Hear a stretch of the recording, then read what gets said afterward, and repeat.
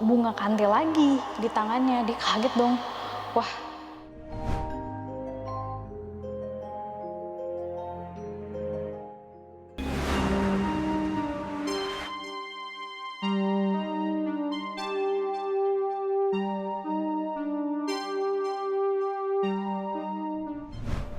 hai, balik lagi sama aku, si istri tukang jajan. Karena kita, para istri, pasti pada jajan.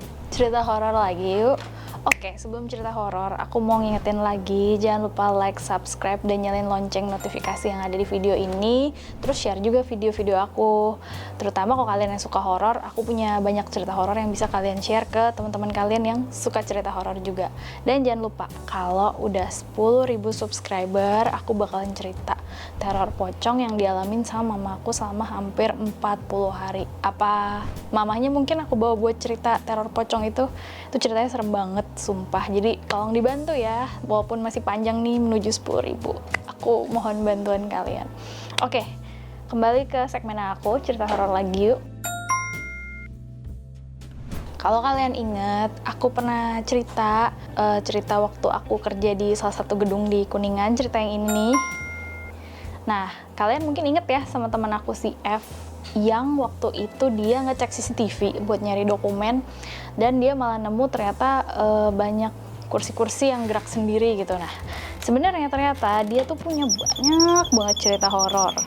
Nah, ini aku mungkin akan bagi jadi beberapa part ya. Aku mungkin nggak tahu akan berapa part, tapi ini aku cerita teasernya dulu dikit. Bukan teaser sih, cerita dikit gitu. Jadi gini.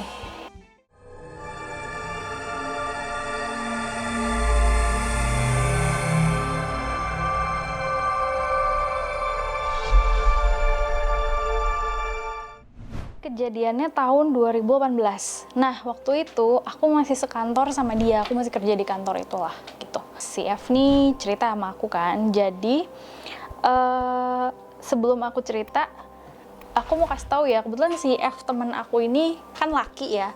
Dia agak unik sih. Uniknya adalah dia tuh punya rambut yang panjang banget sepinggang. Jadi tipe-tipe cowok yang gondrong, dan dia sering banget nyepol rambutnya ke atas gitu pakai kunciran. Dari zaman kita sekantor pun dia kayak gitu. Nah, suatu hari dia tuh pernah ketempelan sama Mbak Kuntilanak. Ceritanya gini. Ini aku sambil lihat contekan ya, karena sebenarnya cerita dia banyak banget. Jadi dia abis pergi jalan sama temannya nih ke satu tempat gitu. Dan abis dia jalan sama temennya, biasa lah ya namanya cowok-cowok sama teman-teman hangout, gimana sih pulang. Nah, biasanya dia punya kebiasaan kalau pulang jalan dia tuh selalu mandi sebelum tidur. Nah, terus dia pas mandi ini karena mungkin ngerasa gerah atau apa, akhirnya dia keramas dong. Nah, pas keramas dia bingung tuh, karena pas dia giniin rambutnya dia kaget kok ada bunga-bunga kantil. Nih, kok kalian nggak tahu bunga kantil kayak apa, cek di Google aja ya kayak apa gitu. Nah, dia kaget banget, tapi dia positive thinking waktu itu. Oh, mungkin karena ini. Jadi, dia tuh kan pergi jalan naik motor. Nah, mungkin dia mikirnya positive thinkingnya adalah dia naruh helmnya tuh kebalik gitu ya, yang bunganya mungkin jatuh di situ. Karena seingat dia waktu jalan ke tempat itu ada pohon bunga ya, mungkin aja nempel di rambutnya, di helm gitu ya. Kira-kira gitu deh, gitu. Nah, terus ini kejadiannya hari Sabtu apa Minggu gitu. Nah, besokannya pas Senin nggak ada apa-apa nih sampai di hari Selasa. Nah, hari Selasa itu dia pergi lagi ketemu temennya gitu kan, ke coffee shop gitu. Terus ngobrol-ngobrol, terus salah satu temennya ada yang bilang, F, itu rambut lo kotor banget deh, gue sisirin ya gitu. Si F nih bingung, kotor kenapa gitu. Perasaan dia baik-baik aja, karena dia tipikal yang emang tiap sebelum tidur tuh mandi gitu loh. Dan mandi dia ngusahain keramas, dan dia ngerasa rambutnya nggak kotor gitu. Nah, terus habis itu rambutnya disisirin nih sama temennya gitu. Temennya nih yang nyisirin kalau nggak salah perempuan ya. Terus pas disisirin dia lihat, dia ngumpulin gitu.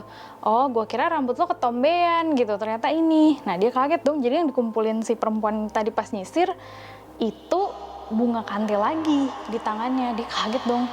Wah.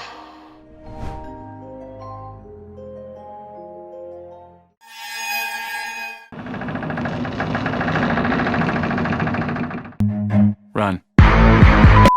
nggak beres nih gitu, kok bunga kantil lagi gitu kan. Dan ditambah lagi tuh dia inget banget pas dia pergi menuju ke tempat itu helmnya bersih, ditambah lagi abis dia sampai helmnya ditaruh di bagasi gitu, bukan yang kayak kemarin ditaruh gitu aja mungkin kemasukan bunga gitu. Nah terus besoknya hari Rabu nggak ada apa-apa nih ya, sampai di hari Kamis dia pulang dari pergi lah ya, terus dia ngopi lah gitu di teras rumahnya gitu. Misalnya dia tinggal di daerah Jakarta Pusat deh gitu. Dia di teras ngopi sambil ngerokok, kalau nggak salah dia tuh ngerokok. Terus mamanya nyamperin dia kan. Mungkin niatnya tadinya mamanya mau ngobrol bareng nih. Pas nyamper, mamanya lihat, itu di rambut kamu ada apaan? Nah dia bingung dong, orang dia nyepol rambut, dia pikir, lah ini kan rambut gue mah gitu, rambut kali mah cepol gitu. Bukan kata mamanya. Terus ini loh diambil sama mamanya, dan ternyata yang mama ambil dari rambutnya itu bunga kantil lagi dong. Dan dia kayak, wah gak beres nih mah, loh kenapa? Terus si F nih cerita dong sama mamanya kejadian-kejadian sebelumnya gitu, dimana temennya nyisirin ada bunga kantil, terus dia mandi ada bunga juga gitu kan, dan itu tuh selalu kejadiannya selang sehari gitu kan. Terus mamanya F bilang, kamu inget om ini nggak? Dia sebutlah nama omnya. Oh ya inget mah, kenapa? Coba deh kamu telepon om ini, soalnya kebetulan dia punya om nih yang kita bahasain punya kelebihan lah ya gitu, punya kelebihan terhadap yang tak kasat mata lah gitu. Nah dia nelfon omnya nggak diangkat, dan dia baru ingat, jadi omnya itu punya pekerjaan jadi petani di kebun gitu. Jadi biasanya dia kalau dari siang sampai maghrib dia berkebun tuh, baru pulangnya maghrib gitu. Nah karena dia nggak bisa ditelepon, ya udahlah besok aja nelfon lagi. Nah tapi si F ini ingat, dia punya salah satu teman kantor yang ya kita bisa bilang semodel lah sama omnya ini gitu. Dan kebetulan temennya yang dia telepon ini aku kenal nih orangnya gitu. Mungkin kapan-kapan kalau memungkinkan aku bawa kali ya dia buat cerita di sini kalau dianya mau gitu. Terus dia telepon dong temennya, dia cerita gitu. Abis itu dia bilang, ya udah kita ketemu aja deh gitu. Janjian lah mereka ketemu di hari besoknya gitu, apa kalau nggak salah apa lusanya gitu. Pas ketemu, si temennya ngelihat dia datang, terus temennya bilang, wah bener nih lo ketempelan gitu. Ketempelan apa? Dia bilang ketempelan Mbak Kun gitu. Nah kebetulan si temennya ini, jadi gini teman-teman, ini nggak tahu ya, ini kalau dari pandangan aku aja, kayaknya beberapa orang yang emang dikasih kelebihan yang biasanya dibahasain indigo ya sama orang-orang, itu kayaknya nggak ada yang skillnya sama deh.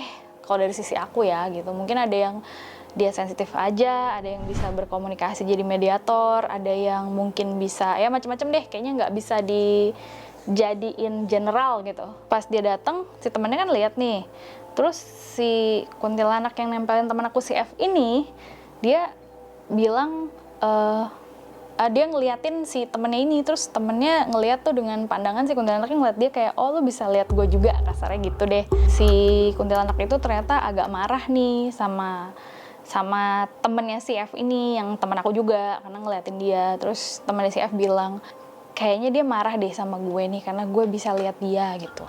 Oh gitu, kata si F. Coba deh gue jadi mediator ya, gue masukin dia ke badan gue untuk bisa kita tanya-tanya deh gitu. Akhirnya masuklah si Mbak Kun ini ke badan temennya si F.